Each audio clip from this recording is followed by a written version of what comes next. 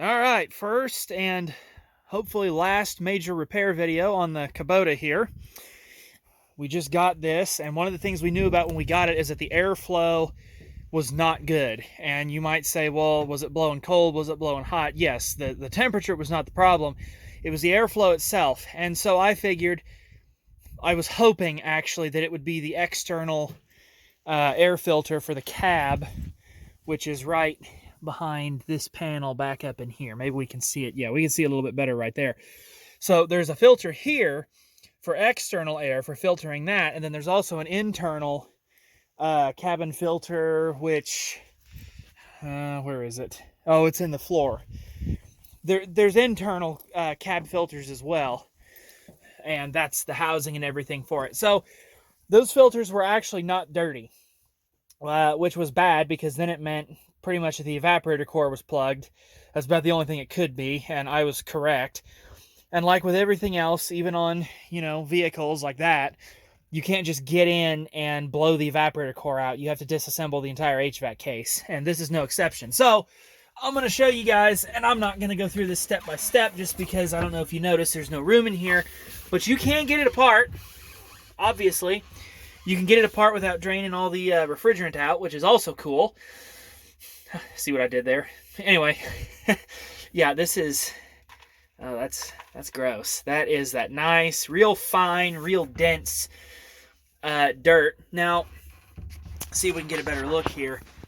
If you can figure out where the air was getting through this, you let me know, because I can't see it. And you might say, well, no, duh, air's not getting through. That's the flow problem, right? But the thing that's impressive is that it actually was putting out some air. It was actually blowing air. It wasn't blowing much, and you had to have it on maximum fan speed to do anything, but it was blowing air, which is, I don't know how. So this is the heater core. There's a valve that shuts the coolant off to it, right? And it's run off of a cable down here on your temperature selector. You have to push to turn the AC on, engage a compressor. And I figured it wasn't the heater core, because this you can actually get without pulling the whole case. The evaporator core is usually what clogs, because what happens is evaporator core, it generates condensation because it's cooling the air off, it's condensing the air, all the liquid gets out of it basically, and then dirt and stuff attaches to that. I imagine what somebody did here was they ran with the door open and the filters not working very well or something. This should not have happened if the filters were in place and maintained and used correctly. This should never have happened, especially at 3,000 hours. It should not have happened, but it did. So to get this apart is kind of a pain. Let me back up here in case you didn't see. What I did was, now I probably, if I have to do this again, I'm going to figure out how to take the seat out, because that's just going to be easier to maneuver around in there. But basically, I scooted the seat forward, and I just adjust the backrest as needed to get to things easier, because sometimes it's easier if you can stand up straight. Sometimes you have to lean over, and so you have to pull the seat forward more, the backrest forward more, in order to get the stuff, if that makes any sense. So when you do this, it's hard for me to show you, even if it was all together. I'll try and show you when I'm done and I put it back together in one piece. But to get it apart, basically, there's a bunch of little 10mm bolt screw things. Let's see if we can get one out here, get us an example. The cup holder. Come on. All right, there's a bunch of these, right? They got a Phillips head on them. They're 10mm. They're not very long. They're all the same. Pretty much all the screws and stuff of one kind are all the same length, so you don't have to worry about that.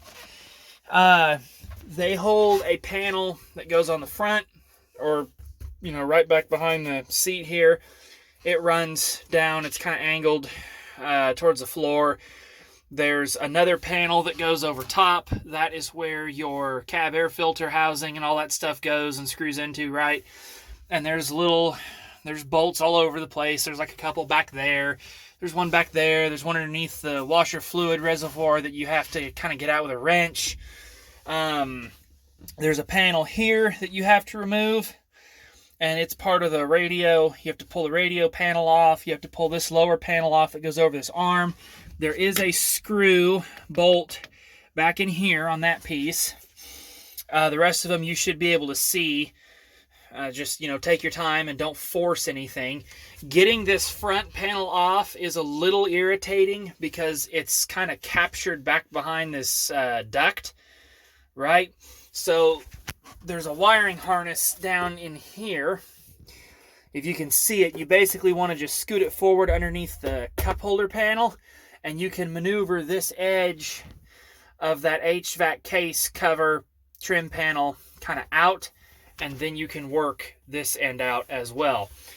There is, hang on, where did I think I set it out actually. Oh yeah, it's right here. Okay, there is another piece, and that's a little dusty, maybe. We're gonna clean all this. All right, so this sits, all right, keep in mind that down there, okay? I'm not gonna move that around. That is extremely dirty. I'm gonna be doing this for a while. All right, that piece I told you to keep in mind, it goes here. This is the duct that goes over and around the heater core to guide your air through and out your front vents. Just be careful when you maneuver it out of there. There's nothing retaining it. It's just kind of a snap / just fit into place. When this is all together, it can't go anywhere really. So there is that piece you have to remove. Excuse me, to get to stuff. Now, getting the case apart, there are a bunch of screws. I don't know if you can see in there. There's about, they use about a pound of these little bastards. They're everywhere.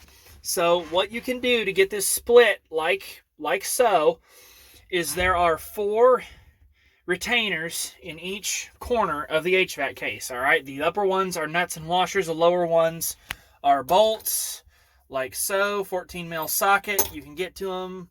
Not too bad. You want to take those off, and then you can position this whole thing, lean it forward, all that good stuff. I don't know if you can, well, it's kind of hard to tell. You shouldn't bend the HVAC lines or the AC lines right here by leaning this whole unit forward. We're going to find out pretty quick when I get done if I did that or not. I don't think I did. It leaned forward far too easily for me to be convinced that those were all solid right there and there was no flexibility. But when you can lean the case forward like this against the back of the seat, and then you can go through and pull out all these stupid ass little screws. There's a million of the damn things. This piece right here actually goes back over that like so. There's a bunch of screws you have to take out there. Well, actually, if this was all back together, this would sit on top like that. And you're just going to have to use your hands and feel around until you get all of them. There are some that are really hard to get to, like there's a few kind of back in this area. Just imagine the cases together. There's like a couple back in here. There's like one in this little crevice here. A magnetic screwdriver is very much your friend. If you don't have a magnetic screwdriver, get a magnet, like one of those extendable magnets, and stick it on the end of your screwdriver, and that should magnetize it enough to grab the screws and pull them out and stuff like that. And it should help you when you're getting them back in. But there's just a bunch of these little bastards everywhere. And they're not hard to get out necessarily, but they're just everywhere, right? They're all the same length, silver lining, right? So if we, hang on here. Okay. If we come here to the heater valve, there are 2 screws that hold the valve on. This rotates here. It will rotate. It's a little stiff, but as you can see, it will rotate a bit. You don't want to force it too hard, but you do kind of have to rotate. You have to rotate it here to get this out of the way, to come through here with the screwdriver to pull the screw that goes out here, which attaches down there. But it will rotate at that spot on the heater core. Now, whether or not this leaks afterwards has yet to be seen. I don't know that it will, but if it does, well, at least I know how to get the HVAC apart to replace the heater core, right? If you need to. I mean, if you really wanted to, you could probably disconnect the pipes and all that, and, but then you get coolant everywhere, and nobody wants to do that. You can do all that, get it out of the way. Chances are good that this is a little stiff. It's not just going to come apart super duper easy. It's not just going to fall apart. You do have to pry on it a little bit. Just a little bit, though. If you're getting a ton of resistance, Okay, because all these grooves and stuff here that they have for the case to mate and be square, and all the surfaces to be flush, they're going to get some, it's going to get some dirt in those grooves, and then it's not going to want to come apart. But you don't want to force it because, like I said, there's a million of these little screws everywhere. So if it's not coming apart fairly easy, chances are you have a screw somewhere that you missed. Now down here on the end, don't make this mistake, I did. You follow these lines, you're feeling around in there. What you feel is another one of what I can only assume is one of these. You feel a little bolt up in there, and at the bottom part of your case is not wanting to come apart.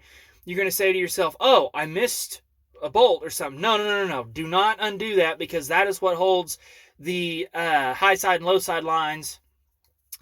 That's what attaches them to the evaporator core. So don't undo that, or all your refrigerant will leak out, and that's bad. Ask me how I know. But then other than that, everything actually is pretty self-explanatory if you get to looking at it, because here's what I'm assuming. When I do videos like this, it's not just about this machine, but when I do videos like this, I'm assuming if you are committed to doing a project like this, you're smart enough to know how to do it, and you just need a few pointers. And no offense, but if you've not worked on stuff like this before and you don't know what to expect, and you're completely green to working on anything, this is not something you want to do as your first repair job. All right. Now, if you're a smart feller and you can figure it out from my very poor instructions and random pointing about how everything attaches and goes together, great. But most people who don't work on stuff can't do that. They can kind of understand, but not really. That's an awkward position to sit in. I'm going to stand for a second.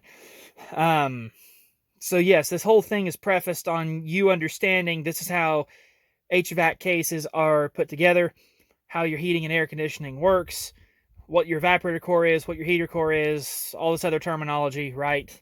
No offense, I'm just not here to hold somebody's hand on a project like this, because I can't get you in there to show it. I don't have the cameras for that. So, cleaning this stuff, because like I said, the evaporator core being plugged, we're going to make sure that the drain for the water is good. I think there's one on each side, actually. I noticed there was one right here. I'll probably clean that. I'll stick the air wand in there and blast it and make sure it's all clean. That's important, because if that water pools up in there, then you'll get that musty, moldy smell, and that's not good. No, I guess there's not one on this side. All right, it's just on the other side. That's okay, though. So we want to make sure the case drain is clear. I'm going to blast the evaporator core clean with compressed air, okay? And then, because that's going to make a mess everywhere, and it's going to be very, very nasty. I'm not looking forward to it.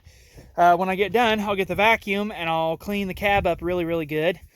Blast it out as good as I can, all that cool stuff, and then I will put it all back together, and we'll see if it works. So I'm going to take the time and really make sure this is dirt-free as possible. Like I said, the filters are good. They're a little dingy, but they're not bad. And then I'll probably run air back through these vents and clean this ductwork out real good. And just make sure that we have good airflow and we don't have to worry about having to do this ever again, because I hate doing this type of stuff. But this really isn't too bad to get to for a skid steer.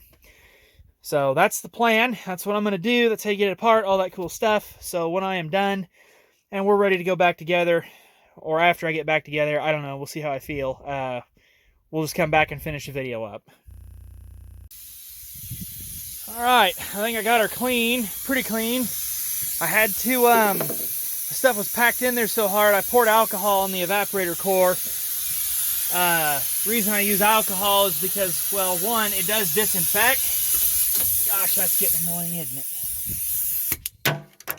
Ooh, there's some water in the compressor tanks. I'll have to clean that. All right, anyway, reason I used alcohol is because it's soaked in between these evaporator fins, and it broke stuff loose where I could blow it out because it was packed in here really, really good. And then it also disinfects stuff, because you let moisture like this sit in there, you're going to get some mold and Yeah, so you just got to keep all that in mind. So now we're ready to go back together. First step here is to get the case back in one piece and reroute all the wires and stuff as they came off and put all 8 million of those little screws in. And, well, I won't move on to the next step. We'll get this back together first, then we'll move on. I got the case put back together, all 8 million screws. We did bend that line a little bit, but we're not going to tell anybody about it. The airflow is much improved. It's actually there. I got everything more or less wired back up here. I don't know how they had that. I don't know why it's like that. I think this slid down. It's not supposed to be there. That's my guess. No, hell, maybe it is. Well, anyway, we'll mess with it another time. I'm not really concerned about it right now. Alright, so the next thing we need to do is put this panel on. And kind of at the same time, put the lower trim and the radio trim on, because the top will go on last. So that's this piece. This will go on last. We're going to set it right there for now. All right, we're going to want these two pieces for sure. And we'll go ahead and set them there. And then the next piece we're going to put in is this right here. And it goes in, it'll go in just like so, where that angled piece is on the bottom. You have 1, 2, 3, 4, 5, 6, 7, 8 of those little bolts, but 3 of those bolts on the top also help hold this on, so you don't put those in until you get that in. Dang it, that is exhausting to get in there and do all this. It's exhausting. I thought I parked this so the air would come through, and well, there's no wind, and when there is wind, it ain't enough to make much of a difference. So anyway, that's what we're going to put in next. And yeah. All right, a couple days later. It's only slightly windy. I forgot I was recording the damn video, and I'd meant to finish it, but yeah, I forgot I was supposed to be recording this, so I'll kind of half-ass finish it up here. So the last segment I was on, we put the rear panel here in. This is pretty easy to put in, more or less. Got all this stuff in. Something I forgot to mention in that last segment was that you don't want to forget to put the duct back on the HVAC case that goes on, not on this trim piece, but the ductwork that goes under, so that air comes out of your front vents. There's a piece that attaches to the HVAC case back in here. You can kind of see the insulation on it right there. You have to put that back in as you slide the entire HVAC unit back into place and bolt it in, right? Because you can't, you're not going to get very good airflow out of here otherwise. So don't forget to do that. But then otherwise, you know, putting everything back together is pretty self-explanatory. This does work. It works very well. Air conditioner's still cold. Heater works. No major issues with it, really. But yeah, I completely forgot I was filming this. I was doing this video, and I know this is kind of all over the place, but I'm going to go ahead and upload it because I sincerely doubt that anybody else has done anything on this. And I want people to know that you can clean the HVAC case on your skid steer and get your airflow back. And the number one thing you can do to never have to do that at all or again is to change your cabin air filters. Keep them clean. There's one here. There's one on the outside that I showed earlier. Replace those regularly. Blow them out. Keep them clean. Don't operate without them. Okay, that is the number one way that dirt and crud gets sucked into here. If you've got a skid steer, ouch, hit my head. That hurt. If you have a skid steer, that has air conditioning and enclosed cab, and you're going to run with the door open, then shut your recirculation vent here so that if you're blowing a bunch of dirt in, because let's say you have to leave the door open so that you can get in and out a lot because you're chaining on to stuff, maybe pulling posts or whatever, then shut this so that it's sucking in less dirt, because these filters, these interior filters, are not as heavy duty and efficient as the outside filter. Now, a filter's a filter. It'll still trap 90% of everything, but that's just a little thing you can do to help if you have to run with the door open all the time. And that should keep your evaporator core and your heater core, to a lesser extent, pretty clean, and you should never have to go in there and blow it out or anything like that.